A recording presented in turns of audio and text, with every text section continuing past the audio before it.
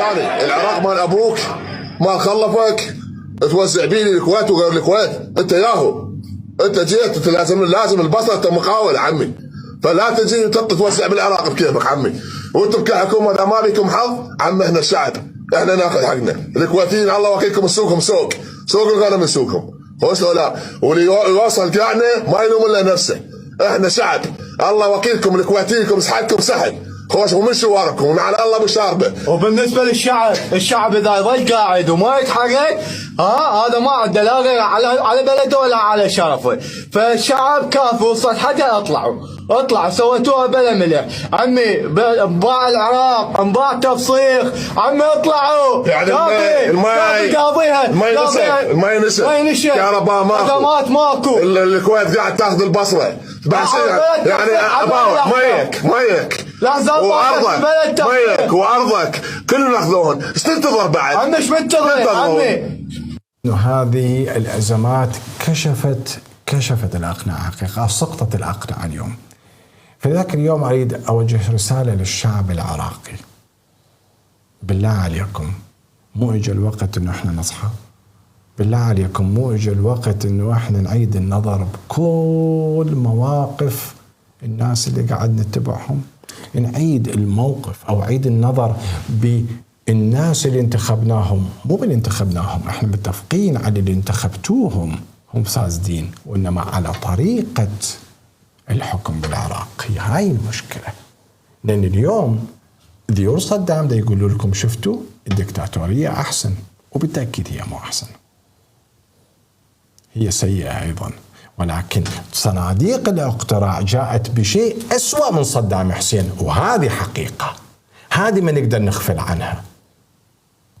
اليوم بنروح بالدم نفديك بها صدام موجودة في البصرة، قاعد يصرخون الناس بها استهزاء بالحكومة مو إيمانا بها بالتأكيد، ولكن هذا كليته يعطينا معطيات انه نفكر ما هي نظام الحكم الأمثل بالعراق، لا دكتاتورية ولا ديمقراطية. ايش بقعتكم الإمام المهدي من ضمن عقيدتكم، والإمام المهدي فعلا ظهر اليوم، فعلا ظهر يا ناس، من مستحيل أن الله سبحانه وتعالى يرى ما يحصل وما يتدخل، فظهر الإمام لازم يرسل إنسان رحمة، وهذا عذاب، وما كنا بمعذبين حتى نبعث رسولا، أن الله سبحانه وتعالى من ينزل عذاب لازم يفتح باب الرحمة، وباب الرحمة رسول إلهي، والرسول الإلهي هو الإمام المهدي قائم آل بيت محمد، شفتوا على الصورة. هاي النقطة الأولى. النقطة الثانية، اليوم هاي القيادات اللي ضحكت عليكم، قيادات الحشد الشعبي اللي اليوم خلت الحياة في الشارع العراقي أسوأ من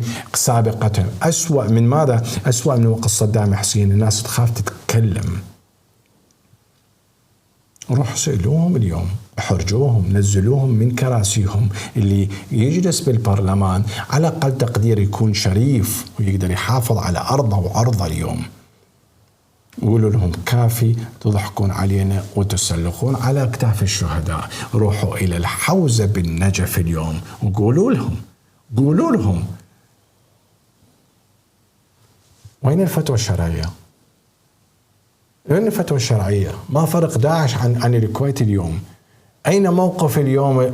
موقف الله سبحانه وتعالى. دعتكم الله موجود بالحوزة، فروحوا سألوا الله سبحانه وتعالى ما هو موقفه من هذه الأزمة، صح ولا لا؟ مو المفروض الله عنده وجهة نظر بالموضوع، ومو عنده وكيل الإمام المهدي قاعد وين بالحوزة، أو المتصل بالله سبحانه وتعالى جامع للشرائع، تسمي ما تسمي، غير يكون عنده موقف اليوم؟ لماذا تخاذل؟ لماذا سكت؟ هذه مو خيانة؟ إذا لازم نعيد يعني كل هذه الأمور قاعد تحصل هي مجرد علامات لكم نجي تعيدون النظر وتصرفون على بشكل الصحيح. بديلكم الإمام المهدي، والإمام المهدي معنا بالدليل من ضمن عقائدكم، بكل عقائدكم. والله اللي ينكر عقيدتنا بالإمام المهدي والأدلة الموجودة من عندنا يطلع من إذا مسيحي يطلع من المسيحية، وإذا يهودي يطلع من اليهودية، يكفر بها يكون كافر بها، وإذا مسلم يكون كافر بإسلامه إذا ما يؤمن بعقيدتنا، لأن أساس عقيدتنا أساس بها من كل عقائدكم، واللي يرفضها يرفض عقائده. تخيلوا عندنا إمام بهذه الحجية، ألا يستحق كلامي هذا تعيدون النظر؟ هذا اللي أتمناه من الشعب العراقي.